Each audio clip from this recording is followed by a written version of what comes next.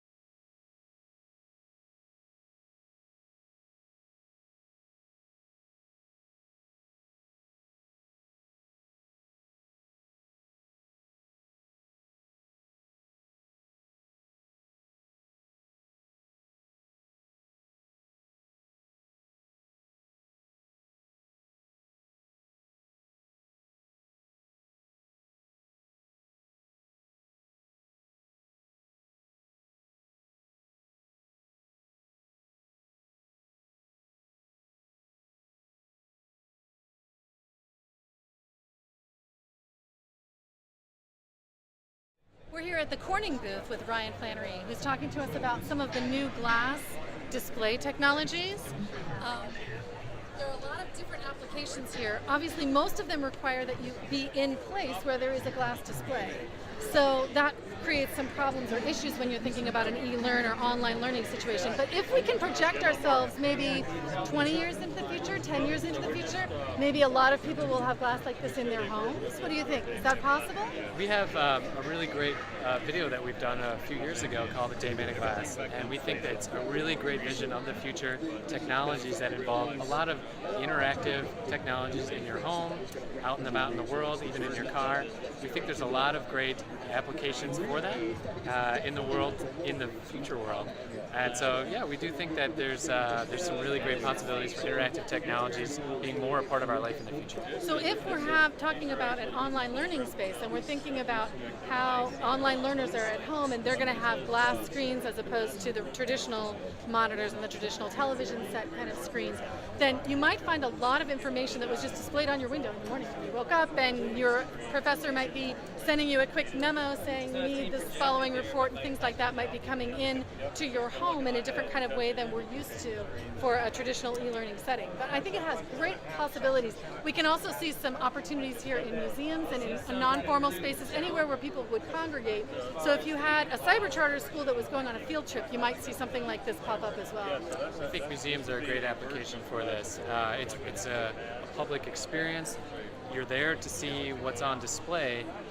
The museum wants to provide you information about that, but they don't want to interfere with the experience of actually seeing what you're there to see, whatever that may be. And so having a transparent, interactive display, we think is a great application. Absolutely. Thank you, Ryan. We appreciate your time. Have a good afternoon. You too.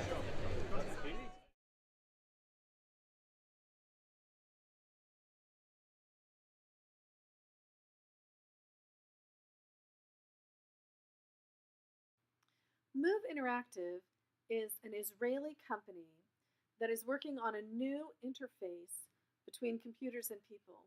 What used to be an entire arm or hand glove that allowed us to interact with screens and anything that we can do on an iPad or in any kind of a touch capacity has now been transformed into a single finger device called the Bird. Now, in terms of thinking about using such an interface with an e-learning context, it's a little bit more difficult to make this leap because it's primarily thought of currently for interactive social gaming and classroom use where we have large numbers of people in the same space. Up to 10 birds can be interacting with a screen at the same time. What becomes more interesting from an e-learn perspective is, can we think about an opportunity where everyone would have a bird in their home and they would be able to use it in some way in an online setting with an e-learning distributed context. My hope is that MUV Interactive will move in this direction in time. In the meantime, it remains one of the more interesting technologies that we saw here at CES.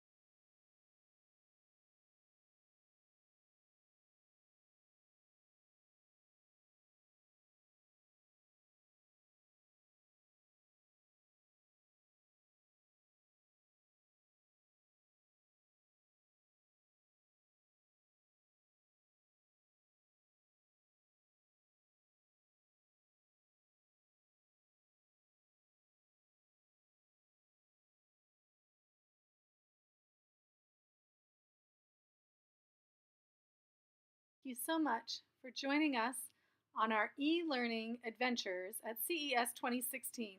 We hope you've enjoyed these videos and that they give you some great new ideas for the next e-learning generation.